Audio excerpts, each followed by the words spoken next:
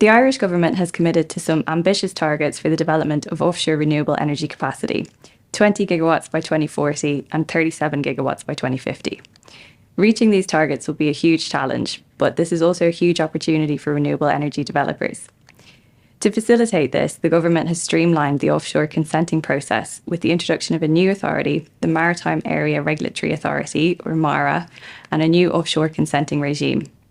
There are a number of strategic questions to consider before you start preparing your planning application. It's essential to ensure that your project is aligned with spatial plans and policies. Appropriate locations for offshore wind energy and other maritime area uses are identified in advance by the government through the National Marine Planning Framework and the designated maritime area plans.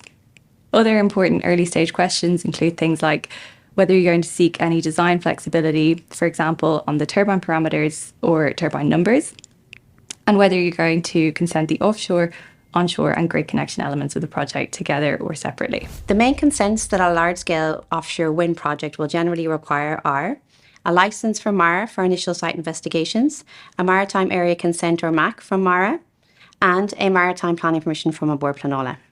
There are also ancillary consents likely to be required, including things like dumping at sea licences and archaeological investigation licences. A MAC is a prerequisite for a maritime planning permission. This means that you must obtain the MAC from MARA first. The MAC application involves consultation, financial and technical capability assessments, but you don't need EIA or habitats assessments at this stage. Once you've obtained your MAC from MARA, you can apply to Bord Pleanála for a maritime planning permission. There is usually a time limit for this, which is set in your MAC. The application process involves extensive consultations, and you will also need to submit detailed information for the purpose of the Environmental Impact Assessment and Habitats Directive assessment. There is an 8-week period following the board's decision, during which it could be challenged through judicial review.